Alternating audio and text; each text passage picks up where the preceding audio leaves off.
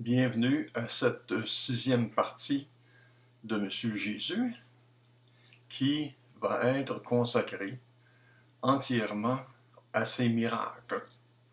Enfin, on va parler de ces fameux miracles. Première question à se poser, est-ce que l'Église fait des miracles de Jésus la preuve de sa divinité?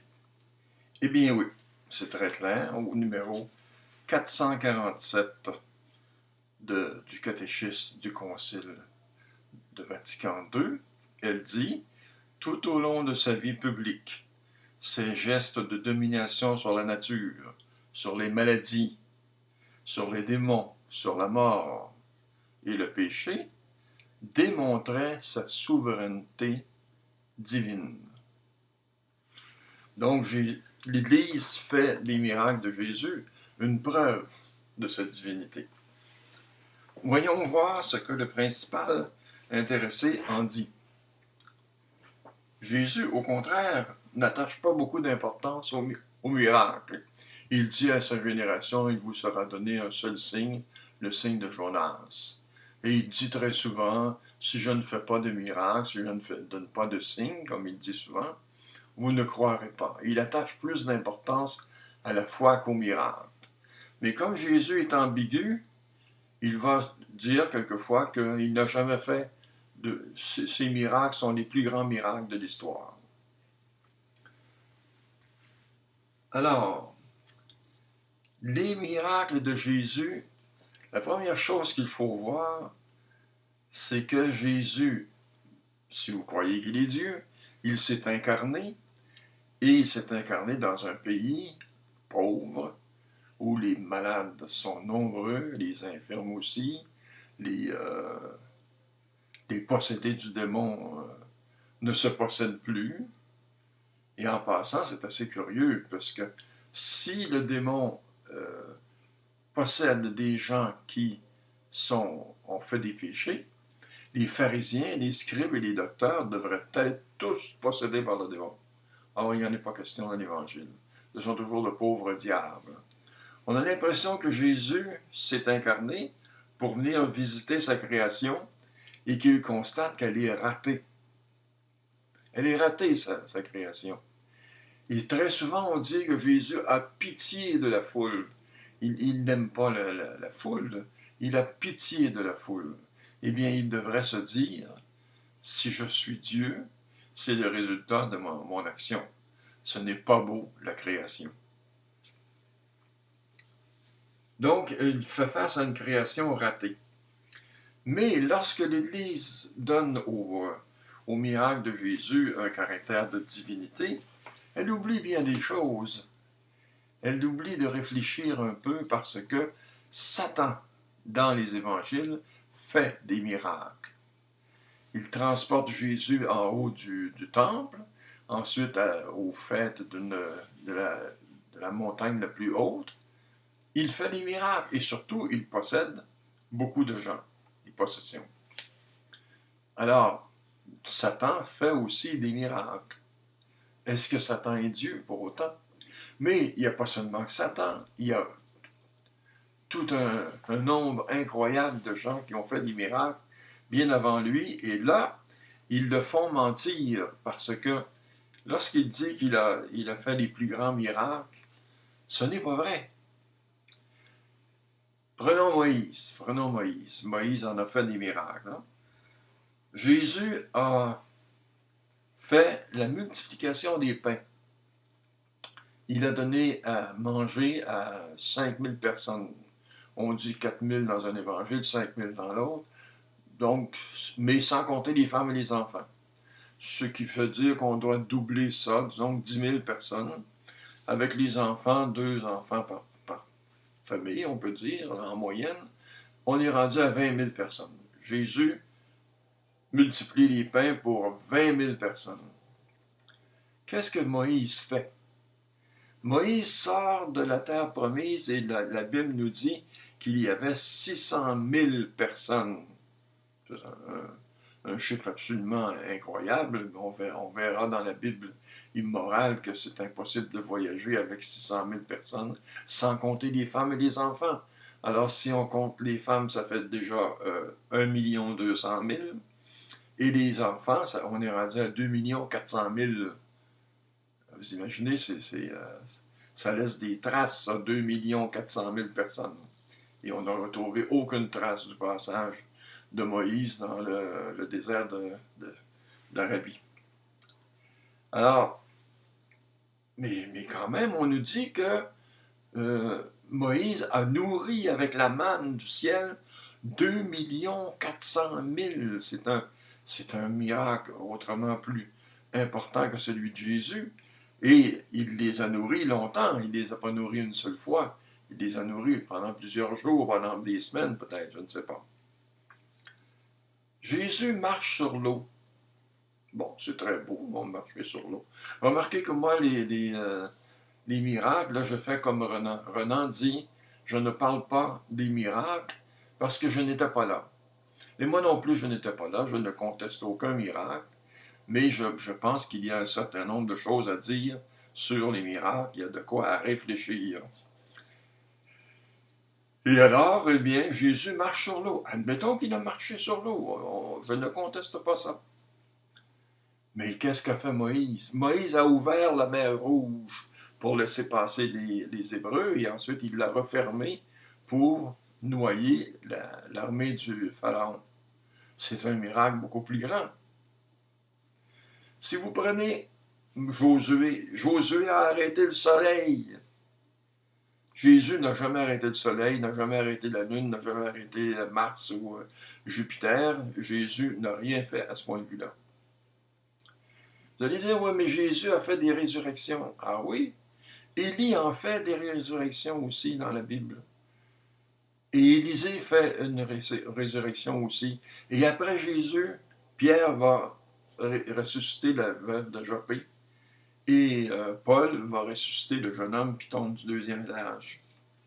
Et on dit qu'il y a bien des saints qui ont fait des résurrections. Alors, il n'y a aucun miracle de Jésus qui surpasse les autres miracles des autres personnages de la Bible. Quel genre de miracle Jésus aurait dû faire pour prouver sa divinité? Il aurait dû faire des miracles d'un Dieu, vraiment. Par exemple, non pas guérir un aveugle, mais guérir la cécité pour toute l'humanité et jusqu'à la fin des temps. Même chose pour la surdité, le mutisme. Il aurait dû faire de grands miracles qui auraient duré, qui auraient corrigé sa création. Mais là, il guérit un individu, un autre individu. Il fait exactement comme n'importe quel saint. Il n'y a rien d'extraordinaire là-dedans. Alors, Jésus prétend avoir fait des miracles que personne n'a fait avant lui. Ça, je l'ai dit. Dominer la nature, Moïse et Josué, le rôle de la foi dans les miracles. Alors ça, c'est assez intéressant, le rôle de la foi dans les miracles. Selon Jésus, c'est le thaumaturge qui doit avoir la foi. Vous vous rappelez, lorsqu'il envoie ses apôtres faire des miracles et prêcher, bon, ils reviennent et ils disent, eh bien, on n'a pas réussi à chasser tel démon de ce jeune homme. Et Jésus dit, c'est parce que vous n'avez pas la foi. Il faut avoir la foi, et si vous avez la foi, vous allez déplacer des montagnes. C'est là qu'il prononce cette fameuse parole. Donc, lui, il va pouvoir guérir ce jeune possédé, parce que lui, il a la foi. Donc, il n'est pas Dieu, il a la foi, tout simplement. Il a une foi plus grande que les autres. Mais, lorsqu'il rencontre la syrophénicienne, là, c'est la mère de celle qui va être guérie, qui a la foi. Il dit, ta foi est très grande, ta fille sera guérie. Même chose pour le centurion. Le centurion a une grande foi. Il suffit qu'il envoie ses serviteurs demander une guérison et il l'obtient. Alors, on ne sait plus trop quel est le rôle de la foi. Dans le cas de Pierre, Pierre qui demande à Jésus de marcher sur l'eau, Jésus lui accorde ça, et mon Pierre commence à marcher sur l'eau, il est fier, il fait un peu comme son maître, et il marche sur l'eau, et tout à coup, il coule. Et là, qu'est-ce que Jésus dit? Il dit, ta foi affaiblit. Donc, c'est celui qui est miraculé qui doit avoir la foi et non pas le thaumaturge, et non pas ceux qui intercèdent. Alors, le rôle de la foi dans les miracles est assez ambigu, est assez obscur. Jésus fait des miracles au nom de qui? Alors, je discutais avec un croyant et il me dit, la preuve que Jésus est Dieu, c'est qu'il fait des miracles en son nom, et non pas au nom de Dieu comme les autres saints. Les autres saints, surtout le Saint André que nous avons ici au Québec, faisait des miracles au nom de Saint Joseph, qui lui les faisait au nom de Dieu. Bon, ou au nom de Jésus, et Jésus au nom de Dieu, enfin. Mais alors là, je n'avais jamais pensé à ça. Alors j'ai dit, je vais vérifier, je relis tous les évangiles, et je m'aperçois que Jésus dit, si je fais des miracles par le doigt de Dieu, ou par la main de Dieu, ou par l'Esprit de Dieu, vous ne me croirez pas. Et il parle aux pharisiens. Les pharisiens l'accusent de faire des miracles au nom de Béelzéboul. Et Jésus dit, si je fais des miracles au nom de Béelzéboul, je chasse les démons, donc je suis en contradiction avec moi-même. Non, je fais des miracles au nom de Dieu. Et c'est très clair. Jésus ne fait pas de miracles en son nom. Mais surtout, Jésus va faire des miracles impératifs. J'appelle ça des miracles impératifs. Là, à ce moment-là, on peut dire que Jésus est un peu au-dessus de tous les saints. Parce que très souvent, il va donner des ordres. Sois guéri, marche, vois, entends. Il donne des ordres. C'est ça que j'appelle ces miracles impératifs. Et on a l'impression que ça pourrait être un Dieu qui vraiment donne un ordre de guérison. Mais comme il a dit qu'il guérissait au nom de Dieu, alors il n'en est pas question. Et Jésus va faire surtout des miracles maléfiques. Et ça, c'est incroyable. Jésus ne fait pas que des miracles bénéfiques, mais des miracles maléfiques. Lorsque il fait dessécher le figuier pour le couper et le jeter au feu, c'est un miracle maléfique. Un miracle bénéfique, ça aurait été qu'ils disent à l'arbre, porte des fruits, des beaux fruits, des figuiers, des figues très juteuses, très savoureuses, et tout le monde en aurait mangé et aurait été content. Ça, c'est un miracle bénéfique. Mais faire dessécher un figuier, c'est un miracle maléfique. Même chose pour les fameux porcs géraséniens que j'ai accusé Jésus de vol, mais c'était aussi un miracle maléfique. Il faisait disparaître un troupeau de 2000 porcs. Ce n'est pas une amélioration, ça. Ce n'est pas un bénéfice. C'est un mal. C'est un mal. On pourrait appeler ça un maléfice même.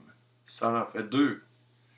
Lorsque il dit à son arrestation, j'ai parlé dans le temple ouvertement, pourquoi venez-vous m'arrêter ici le soir, dans la nuit? Et là, tout le monde tombe à la renverse. C'est encore un miracle maléfique. Mais Jésus va faire des miracles maléfiques même après sa mort.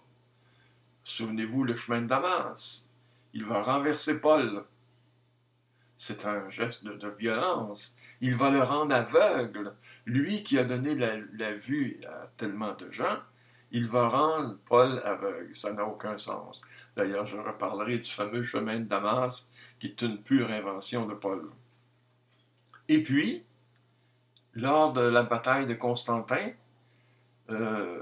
au pont Milvius, je pense, il va voir le signe de Jésus dans le ciel, ce qui va lui donner la victoire.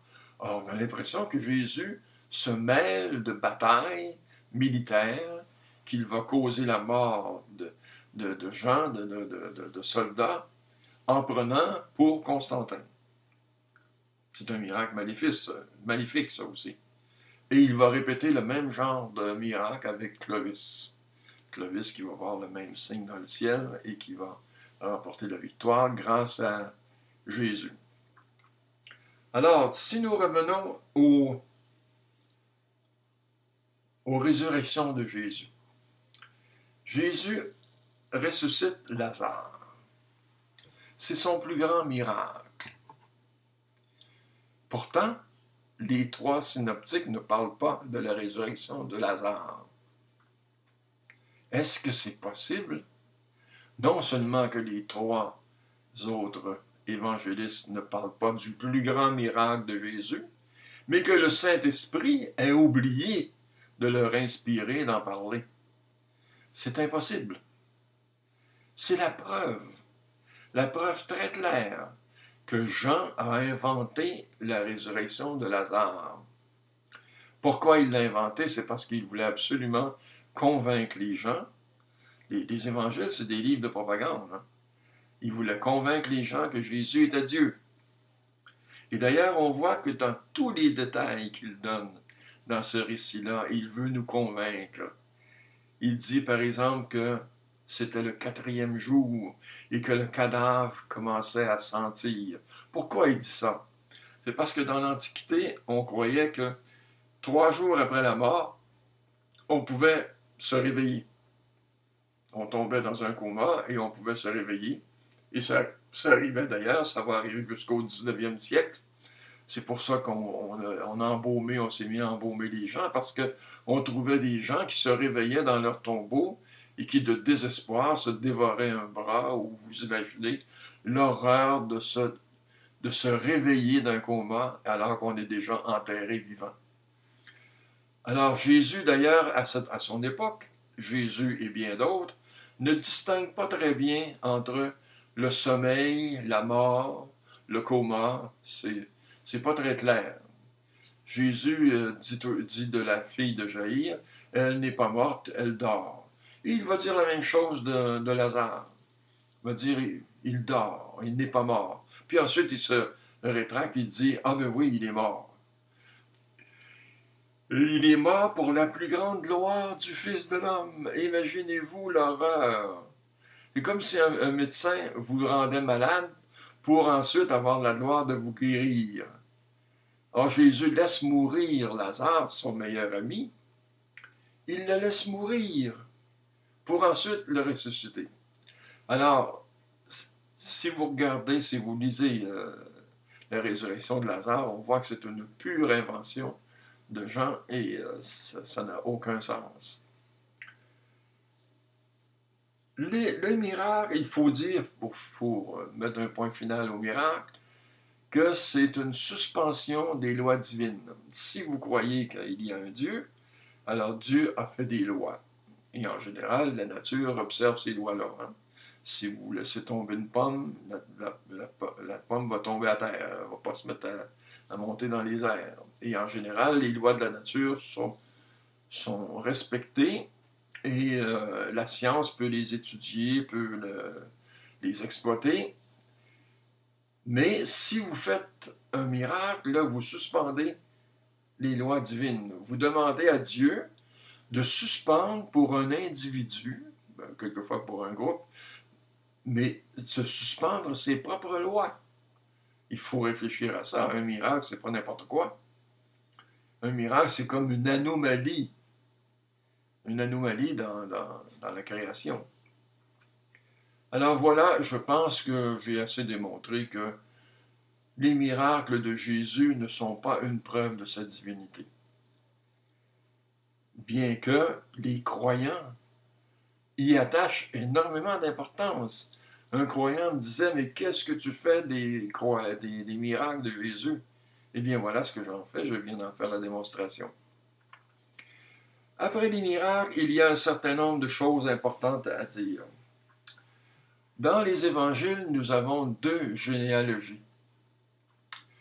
Une généalogie qui est absolument incompréhensible et une autre généalogie qui fait remonter Jésus jusqu'à Abraham.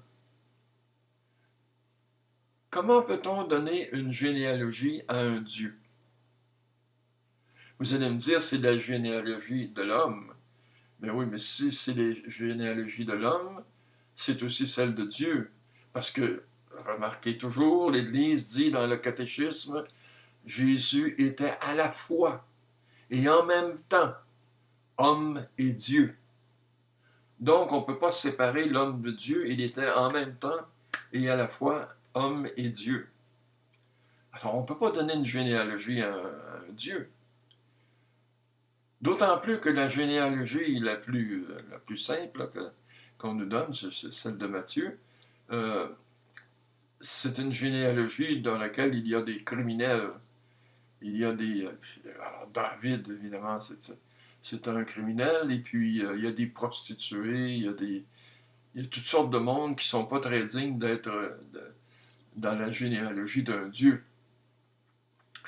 Deuxième chose importante, et là vous allez être vraiment surpris, c'est l'Eucharistie. Et ça, je ne comprends pas qu'aucun auteur n'ait trouvé cette chose-là. Jésus n'a pas institué l'Eucharistie. Et voilà la démonstration. Voici la démonstration. Là, il faut remonter à Noé. Noé dit très bien, vous pouvez tuer les animaux et les manger, mais ne mangez pas le sang des animaux. De là vient la fameuse viande cachère. Il faut saigner les animaux pour ne pas manger leur sang. Pourquoi ne pas manger leur sang ou ne pas boire leur sang? C'est parce que on croyait à une fausseté scientifique, c'est-à-dire que la vie était dans le sang. C'était tout à fait normal dans l'Antiquité qu'on croit ça, parce que quand on voyait quelqu'un saigner, on ne savait pas comment arrêter le sang, et la personne allait jusqu'au bout de son sang. Et plus tard, Hippocrate, je pense, va dire, eh bien non, la vie est dans le cœur qui bat. Et puis plus tard, eh bien, la science moderne va nous dire, non, la vie est dans le cerveau. De là vient les croyances fausses des témoins de Jéhovah, qui ne veulent pas avoir de transfusion de sang, parce qu'ils pensent qu'on va transfuser la vie d'un autre par le sang. Mais il y a une interdiction. Noé dit, ne mangez pas le sang, ne buvez pas le sang, sinon c'est la peine de mort. Cette interdiction-là va être prise par Moïse. Moïse va répéter que si vous mangez du sang, si vous buvez du sang, et encore plus si c'est la chair que vous mangez, alors ça mérite la peine de mort. Alors vous me voyez venir.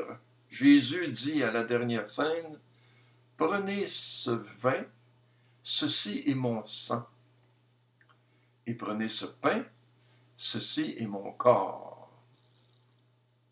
Jésus connaît assez bien sa religion, et même les apôtres, tout le monde sait ça, même s'ils sont pas instruits, ils s'en vont à la synagogue, ils écoutent le rabbin, et puis ils connaissent les grandes caractéristiques de leur religion. Et c'est interdit, sous peine de mort, de manger du sang, de boire du sang ou de manger de la chair. Et surtout, c'est d'un être humain. Parce que Jésus dit, ceci est mon sang, ceci est ma chair, ceci est mon corps. Alors Jésus, c'est impossible qu'il ait institué l'Eucharistie. Parce que les apôtres auraient réagi. Les apôtres auraient dit, mais Seigneur, qu'est-ce que tu nous demandes là? Tu nous demandes de boire ton sang, de manger ton corps, ça n'a pas de sens. Les pharisiens vont nous arrêter, ils vont nous condamner à mort, on va tous être condamnés à mort. D'ailleurs, avant ça, Jésus avait parlé devant une foule. Il avait dit, si vous ne mangez pas mon corps et mon sang et tout le reste, vous n'aurez pas la vie éternelle. Bon. Et là, il y avait des disciples qui avaient réagi comme il faut. Ils ont dit, on en a assez entendu, on s'en va. Ils ont quitté Jésus. Ils ne voulaient pas entendre ça, puis ils ne voulaient pas être arrêtés pour être accusés de cannibalisme.